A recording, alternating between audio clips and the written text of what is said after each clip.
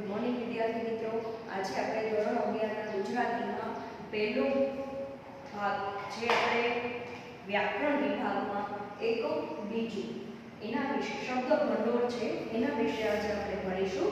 વ્યાકરણ અને લેખન વિભાગમાં આપણે જોઈએ તો પહેલું એકમ આના પહેલાના વિડિયો દ્વારા મેં તમને શબ્દ ઘડતર અને શબ્દ પ્રત્યય જે ઘડતર કે શબ્દનું ઘડતર કેવી રીતે થાય છે, કેવી રીતે આપણે શબ્દને કેવા સુમેળ સાથે જો એક ક્રમમાં ગોઠવવામાં આવે તો એ શબ્દ બને છે અને આ શબ્દની ગોઠવણી સાથે એક વાક્ય બને છે।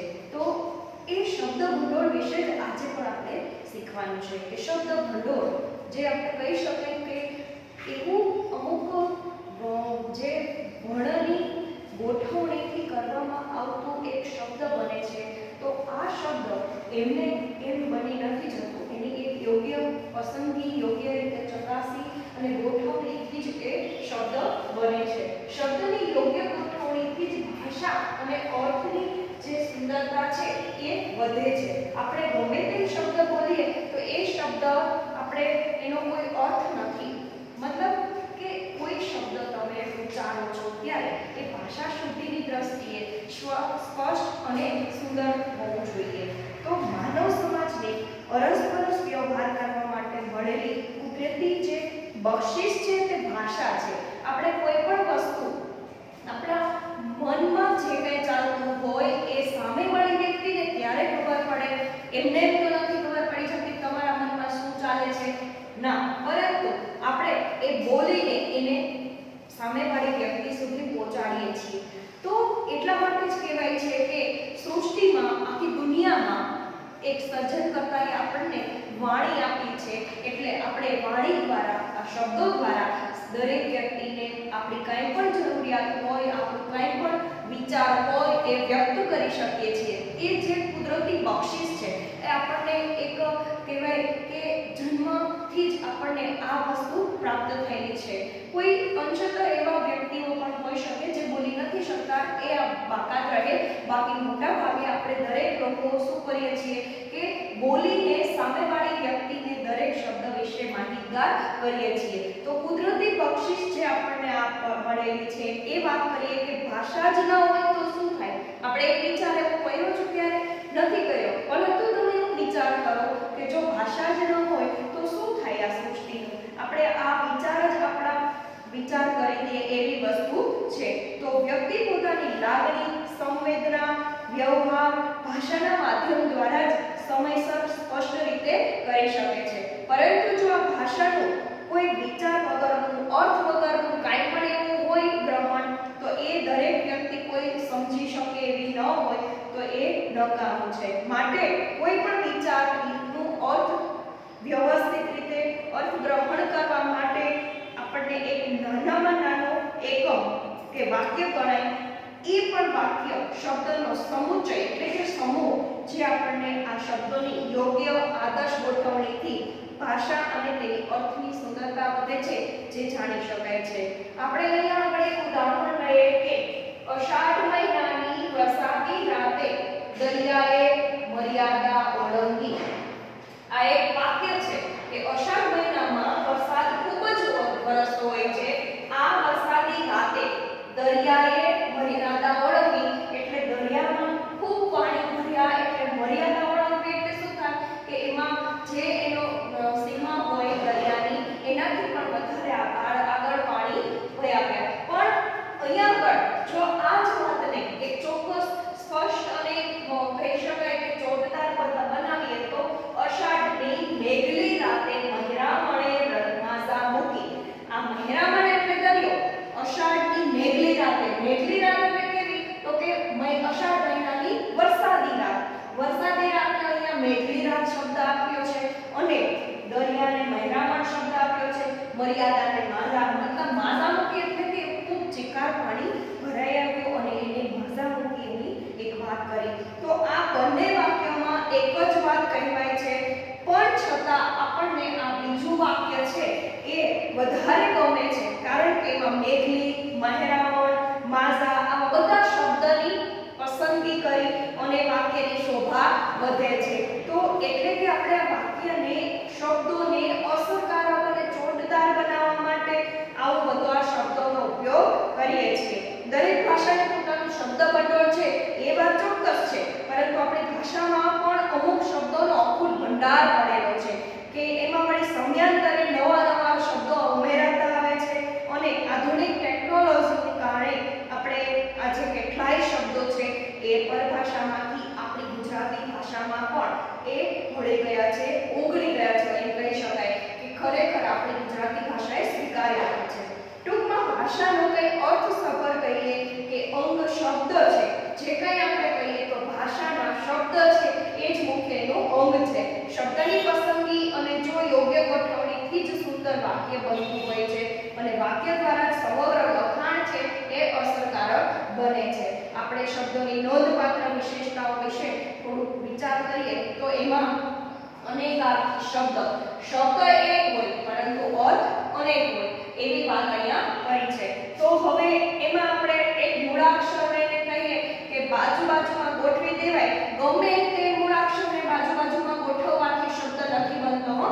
તમે જોજો કે કોઈ પણ વ્યવસ્થિત શબ્દ બનાવવા માટે મૂળાક્ષરની પણ ચોક્કસ રીતે પસંદગી કરાવવામાં આવતી હોય છે, જેમાંથી અર્થ નીકળતો હોય એવા શબ્દ જ કહી શકાય. ધારો કે અહીંયા આપણે કી, ર, ફી આવા 3 વર્ણ લઈ લીધા છે.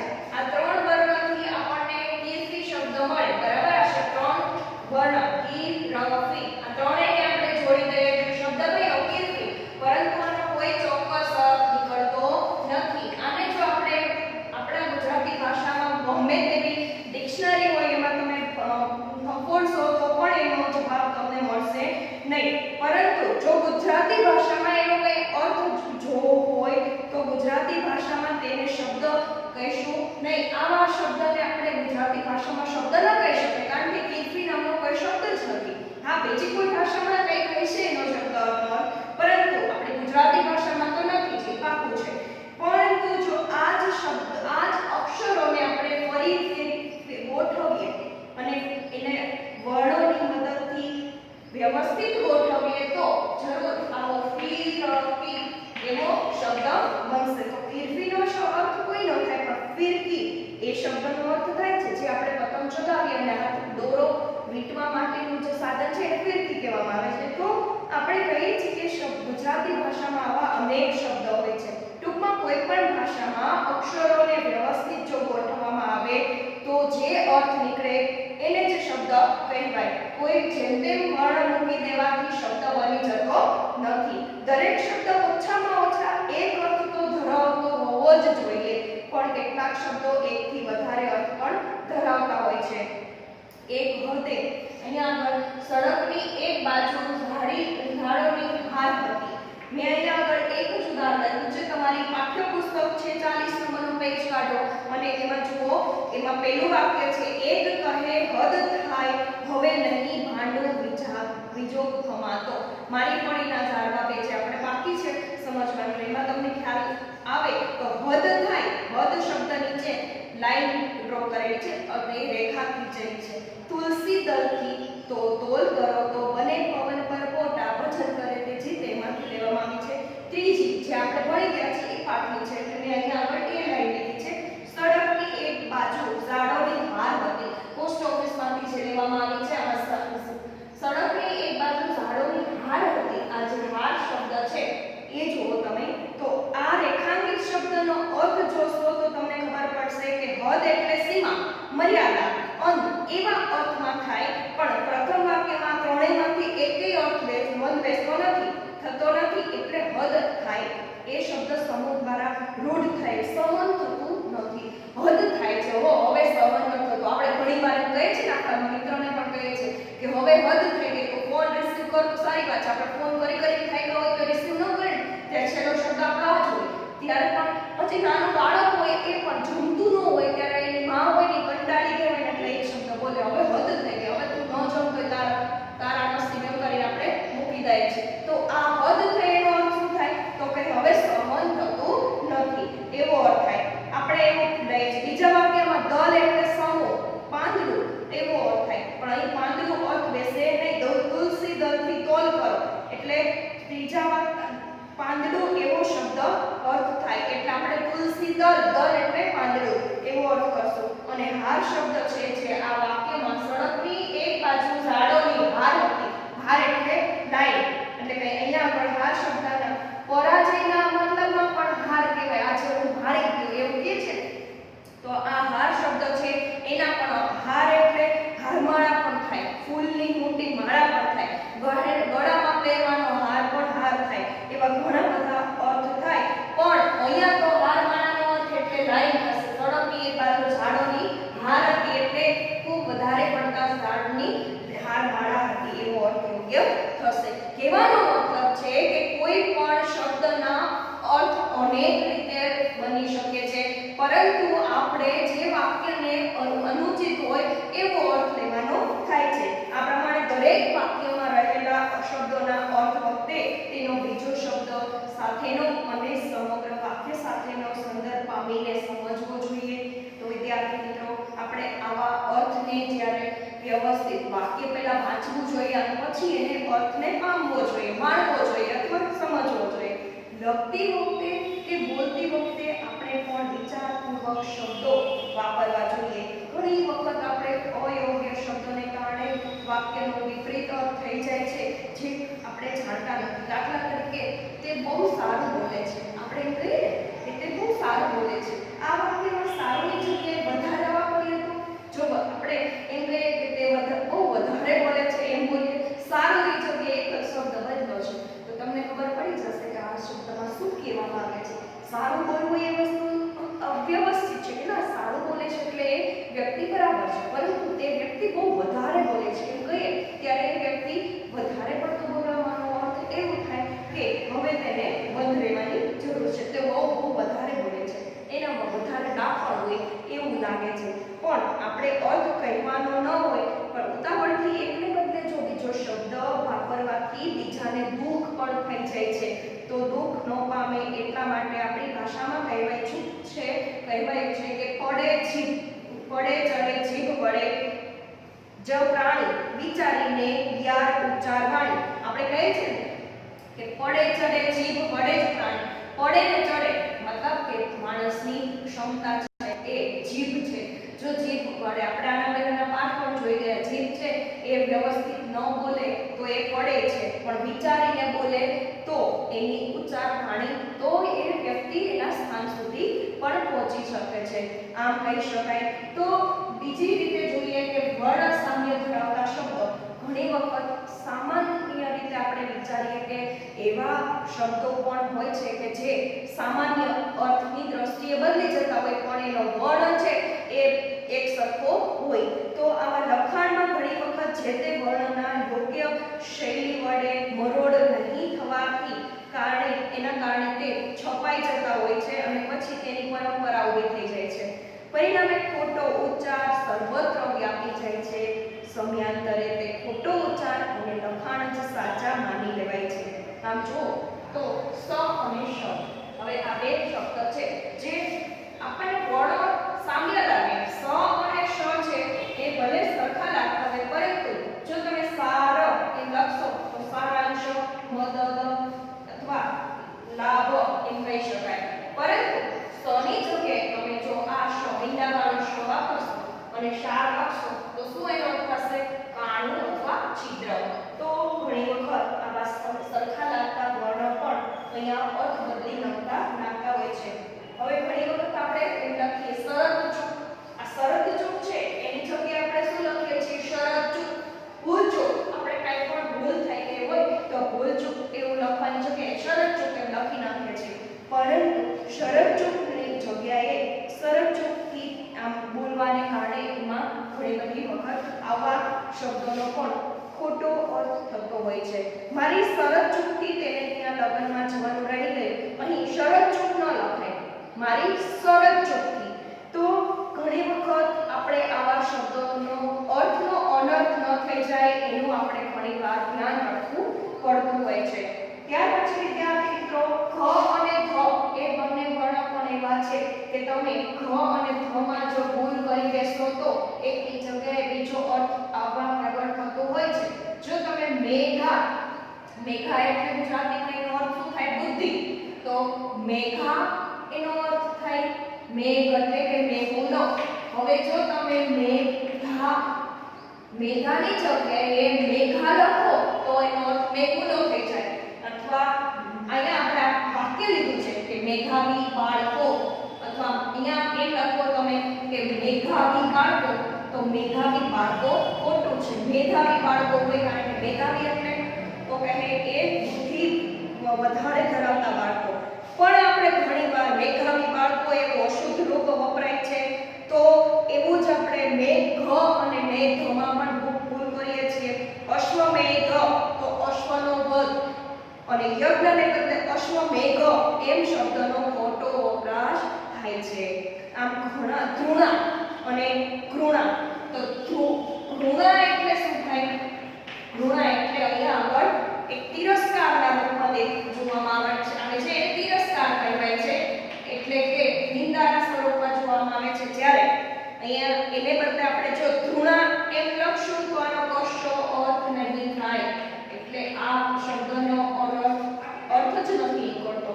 તો ધ્રુત એટલે ઘી થાય, અને ઘૃત એટલે ઘી થાય, અને ધ્રુત એટલે પકડી રાખેલું. આવી જ રીતે તમે જુઓ કે ઘૃત એટલે ઘી અને ધ્રુત એટલે પકડી રાખેલું.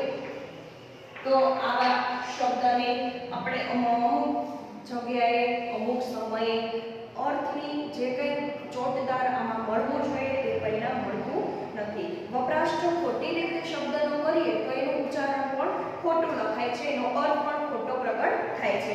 આવા થોડાક ઉદાહરણ જોઈએ તો તમારા 41 નંબરનું પેજ છે, એમાં અશુદ્ધ અને શુદ્ધ વાક્ય છે, એ તમારે લખી લેવાનું, જેથી કરીને તમને પણ એક યાદી તૈયાર કરી હોય તો ખ્યાલ આવે કે આવા કયા શુદ્ધ વાક્ય છે અને કયા અશુદ્ધ વાક્ય છે. તો જલ્દી આપણે અશુદ્ધ વાક્ય કહેવાય. જલ્દી લ અડધો કરીને દ જોડી દો તો એ અશુદ્ધ વાક્ય છે, પરંતુ જલ્દી એમ લખવું પડે. રેલવે આપણે ઘણીવાર રેલવે લ અડધો કરી નાખીએ, વ જોડી દે, રેલવે ખોટું શબ્દ, રેલવે લ આખો આવે. મિલકત મિલકત આખો આવે. આયુર્વેદ આયુર્વેદ નો આવે, આયુર્વેદ આવે. ઉતારું તો એમાં ઉતારું આવે, ઉતારુમાં મોટો ઉ નો આવે. ઉપયોગી એમાં ઉપયોગી, ઘણીવાર આપણે બોલતા હોઈએ ને એવું જ લખીએ છીએ. આપણે ઉપયોગી બોલ્યા હોય તો ઘણા છોકરાઓ પણ એવું જ લખતા હોય ઉપયોગી, પરંતુ સાચું શું છે? તો ઉપયોગી છે. કિલ્લોલ તો કલોલ હોવું જોઈએ, કિલ્લોલ નહીં કલોલ. ઓગસ્ટ એમાં પણ આપણે જે ખોડે ઉપરથી જે ઓગસ્ટમાં ઓ કરીએ છીએ એ ઓ અલગથી ઓગસ્ટ લખવું જોઈએ. શ ફાડ્યો નહીં આવે, સળો આવશે. ઓક્ટોબર જે ખોટું છે, ઓક્ટોબર આવે. ગ્રુપ એમાં ગ્રુ છે એ ઘણીવાર આપણે શું કરી નાખતા હોય છે, આવી રીતે ગ્રુપ કરીએ, પરંતુ ગ્રુપમાં ગ્રુ છે એ તમે જુઓ તો સાચું કયું છે. ગેરહાજર, ગેરહાજર એટલે મતલબ ગેરહાજર, તો ગેરહાજર હોય તો ગેરહાજર ન લખી શકીએ, એટલે ગેરહાજર લખી શકીએ. ગેરહાજર ન હોય એનો કોઈ અર્થ નથી. પરાકાષ્ઠા એની કોઈ અર્થ નથી, પરાકાષ્ઠા એટલે જાગૃતિ, જાગૃતિ. ગણતરી, ગણતરી નો આવે, ગણતરી આવે. મનોરમ્ય, મનોરમ.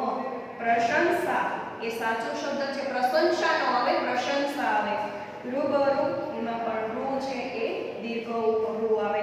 શિરીષ માં શી છે એ રસ્વ આવે, રીદર્થ દીર્ઘ આવે, અને શ ફાડી આવે. ટુકડો, ટુકડો. તો આવી રીતે તમે આ જોડણી જોશો તો તમને ખ્યાલ આવે કે આમાં શુદ્ધ અને અશુદ્ધ વાક્ય, દરેક વસ્તુ તમે લખી લેજો, જેથી આ કોષ્ટકમાંથી તમને ઘણા સાચા ઉદાહરણ અને સાચી જોડણી મળી શકે.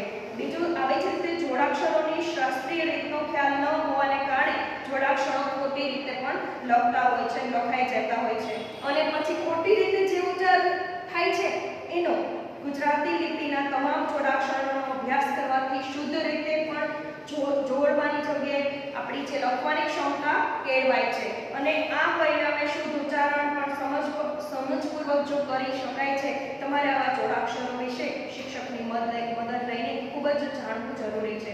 અહીં આ થોડાક ઉદાહરણ જુઓ તમે. સ ખોડો છે, ર, સ પ્લસ ર, સ પ્લસ ર, તો તમે આ રીતે લખશો તો સ્ર થઈ જશે.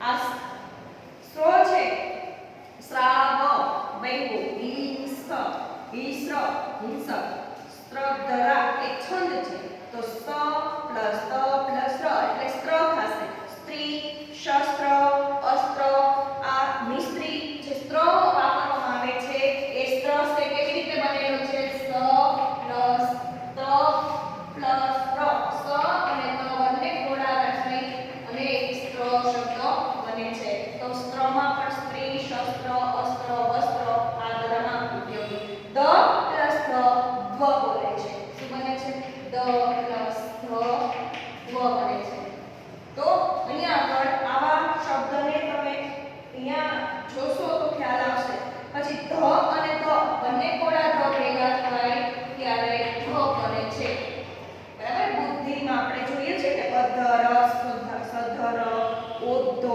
સિદ્ધાર્થ ગદ્ધાવૈતુ જોદ્ધો આ દરેક શબ્દ ડબલ ધ કરવા માટે પેલા બે ધ ભેગા થાય છે પછી ઓલો ધ જોયો છે દ પ્લસ ધ જોયો એમાં યુદ્ધ પદ્ધતિ વૃદ્ધ શુદ્ધ સિદ્ધિ રિદ્ધિ સમૃદ્ધિ શ્રદ્ધા આવા ઘણા બધા ઉદાહરણો છે જે તમે જોઈ શકો તમારા પેજ નંબર 42 ઉપર જુઓ ગુજરાતી ભાષામાં એ અને ઓનો ઉચ્ચારણ કરતી વખતે બંને હોઠનું અંતર વધારે હોય તો તે બંને ઉચ્ચારણો વિવૃત ગણાય છે એ અને ઓ ઉચ્ચારણની વાત છે તમે જો એમ વિચારો ઓ બોલો અને ઓ બોલો એમાં ફેર પડે છે તમે જુઓ કે તેને જો કોઈ પણ શબ્દને અવળી માત્રા લખો એ વડે દર્શાવાય તો એ રેફ નથી અને જો બંને હોઠનું વચ્ચે અંતર ખાસ હોય વધુ ન હોય તો સમૃદ્ધ ઉચ્ચારણ કહે છે તે સવળી માત્રા વડે દર્શાવાય છે આ બંને ઉચ્ચારણોમાં પણ ભેદ જોવા મળતા હોય છે બંનેના અર્થો પણ જુદા થાય છે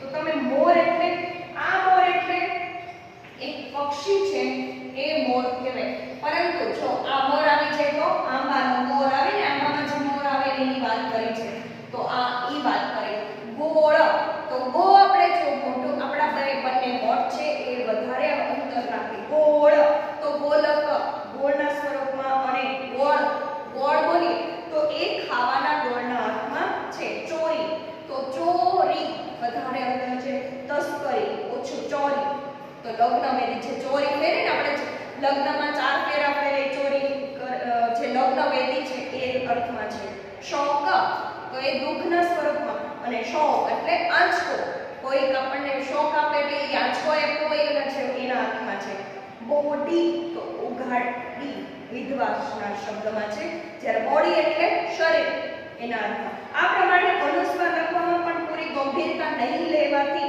ઘણી વખત ખોટી જગ્યાએ મુકાઈ જાય છે પરિણામે ખોટું ઉચ્ચારણ થાય છે અને પછી વ્યવહારમાં ખોટા ઉચ્ચારણનો વ્યાપ પણ વધતો જતો હોય છે જો આતંકવાદી એટલે આતંક એટલે ભય અને વાદી ભય ફેલાવનાર તેની જગ્યાએ જો આતંકવાદી એવું ખોટું બોલે લખાઈ જાય તો એટલે ખોટો અર્થ થતો હોય છે પ્રિયંવદા એટલે મીઠું બોલનારી એની જગ્યાએ પ્રિયવંતા થઈ જાય તો શકુંતલાની જગ્યાએ શકુંતલા શકુંતલાની જગ્યાએ શંકુતલા એટલે કે સારું માટેની જગ્યાએ સારું સુંદર એવું પણ ઘણી વખત થતું હોય છે આવા ઘણા શબ્દો છે જેની યોગ્ય ઉચ્ચાર સાચો કરી અનુસ્વાર ક્યાં અક્ષર પર મુકાય તેનો ખ્યાલ રાખવાથી ભૂલ નિવારી શકાય છે તો વિદ્યાર્થી મિત્રો આ દરેક બાબત પર તમારે ધ્યાનથી લખવું જોઈએ અત્યારે આપણે અહીંયા રાખીએ અને પછીના બીજા ભાગમાં રૂઢિપ્રયોગ વિશે લઈશું ભણીશું અત્યારે આટલું ભણીને તમારું જે સ્વાધ્યાયની